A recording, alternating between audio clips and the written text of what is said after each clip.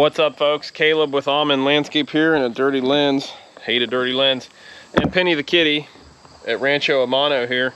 We're going to do a video, something we haven't done before, and I don't know if anybody's really doing anything like it, so I'm super excited to do this. One of the places I love to get tons of information of stuff that's up to date, although some of these trade journals are a little old now because I get about 6 months behind on them, is trade journals. Magazines dedicated to specific industries, and I don't care if it's plumbing, sanitation, landscape construction, hardscape construction, tree care, whatever. Like, I am subscribing to stormwater management, you name it. Even supply houses like this company here, like, even though they send you and waste a lot of paper and send you a lot of catalogs, I love subscribing to these and perusing through them. So we're gonna go through them today and check them out. So enjoy. We'll make it a relatively quick video, hopefully entertaining. Here we go. Hey everybody, first off, Hardscape, one of the best hardscape construction magazines out there, aptly called Hardscape, or eponymously named, I suppose. We'll go through a quick ones we're going to look through here. Tree Care Industry Magazine, Grading and Excavating, Stormwater Management, Landscape Management. We're going to look through a Uline catalog real quick. Green Industry, that's a good one too. So we'll look through a few of these and see how it goes. And I'm gonna peruse through these. So this is the pre-show issue talking about the Hardscape North America or Green Industry Expo. Here we got Site 1. This is going to be like pretty much a big ad. So if anybody wants to send money for their advertisement, I'm giving them P.O. Box 203, Carroll, Ohio, 43112. There you go. But we got some buggies there. Ditch Witch, SK1550, great machine. I hear a lot of people talk really well about that. Polymeric Sand, you know, everybody's talking about Polymeric Sand. A lot of the Hardscape OGs are involved with this. Lots of ads here. Clay Brick, I love Clay Brick, great stuff. Supply Yard, I'm not interested in doing that, but they keep pushing that. Here's some in our latest podcast, Kid Contractor podcast, we're talking about the hardscape competition down at GIE, HNA, whatever. Caterpillar here with tilt rotator. They got some cool things. They got their own tilt rotator. I think they bought somebody out as far as that's called. In the comments, correct me or straighten me out on some of this stuff here too, but tilt rotators are the way to go, especially those pincers there. How handy is that? I actually got a chance to talk to the Dirt Ninja at a GIE thing a while ago, and he was talking about every machine in Germany has a tilt rotator on it for doing that. But again, stuff talking about supply yards, all that stuff. This is the Hardscape North America competition. Really a great thing there. Taking an action-oriented ADD type individual and chaining them to a desk to type estimates and other paperwork can be pure punishment. Boy, isn't that the truth. And most business owners suffer from that. Like, look at this rig here. Is that not awesome? Drive your Mini up in there and your buggy up in there, if it can handle it weight-wise. And you got a place to dump all your stuff. Yeah, look at that. Fits a mini skid loader and tool shed. Isn't that dope? That's how you want to outfit your rigs if you want to make real money. It's not sexy looking, no, not at all. But that is the way to do it if you want to make real money, right? Like a rig like that, check that out. This is about Bill Gardocki, an OG in the hardscape world, building and selling a huge interstate landscape company is what it was called. Now this is his son, Tom Gardocki. Well, there's the Dirt Ninja. You can see the stickers on the truck there. He started Next Gen Excavation, which is his excavating company. A wise investment or a shiny new toy? That's a great question. You want to make sure you look at everything. We've been using these A-locks and Q-locks. Those are really handy. I want to do an install of these grassy pavers like this sometime. So that was a quick view through that magazine. Really great for you tree guys.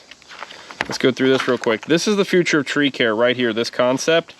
So you ought to buy stuff like that. I've never been a big fan of these boxers. The controls are too goofy. Maybe they improved them a little bit, but obviously they've got some big boy stuff there to check out.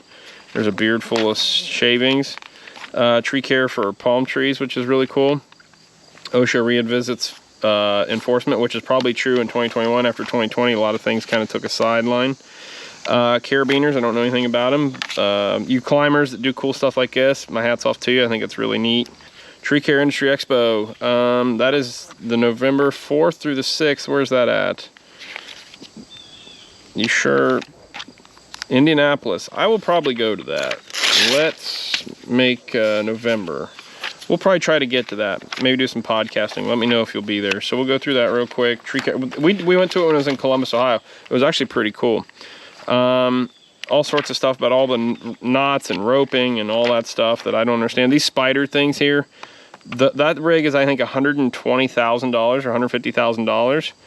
but you can get that sucker in some pretty amazing places, right? So I think that stuff is really cool. Climbing, of course, is a great skill set. If you want to set yourself apart in you work. We're talking about all that. Here's some interesting. There's some exercises to do to make you a better climber, it says. I like that. I think that's really cool. The really smart guys, I imagine, do that. That's one of those spider lift things. Those are so cool. Golly. But yeah, I think we looked at one of those at ICUE, International Contracting, or what is it? Construction Utility Excavating Expo or something like that in Louisville, Kentucky. That was really cool. That's actually coming up. I'm going to try to go to that too. All for content, right? All for the gram. But yeah, there's a bunch of these, but they're all about $100,000. So you got to be pretty serious. Green industry, irrigation and green industry here for you water loggers here. Let's see here, battery powered stuff, that's going to be the next big thing. And robotic mowers, that ad's not bad. So people doing yoga and you're not annoying them with a gas powered machine, that's not bad. That's a pretty decent ad, Husk. Scythe Robotics raised $18 million in funding to grow a robotic mower company. That's worth, if they are an IPO, I am going to invest in that company. A few $100, nothing crazy. Let's see here. Home Depot launches online rental reservations. Blake Albertson will be happy to hear that. He does a lot with them. We're going to be talking about, so you'll have to go through and read, more of this stuff. That looks like the guy that runs the Echo Means Business program. What's his name? It's your irrigation show, December 10th, 6th through the 10th, going to San Diego. All right, here's this Pam Dooley. And we got some quick tap there for irrigation stuff. Leadership isn't enough, man. Lighting, great upsell. I mean, look at that, by the way. Well done photo, by the way, whoever did that. Like, that is a phenomenal example, by the way, of like what lighting can do. Partner up for profit. Use a distributor. I'll tell you, that's one thing I'll tell you. It's good to use a good distributor. You really want to make sure you got, good suppliers that take good care of you. Here we go. We're talking about chain trenchers for some reason. Another team up with suppliers, a bunch of random information here. That's all good stuff. Yeah, you want to have good suppliers with you, and that's that. And I hope you enjoyed that quick run through.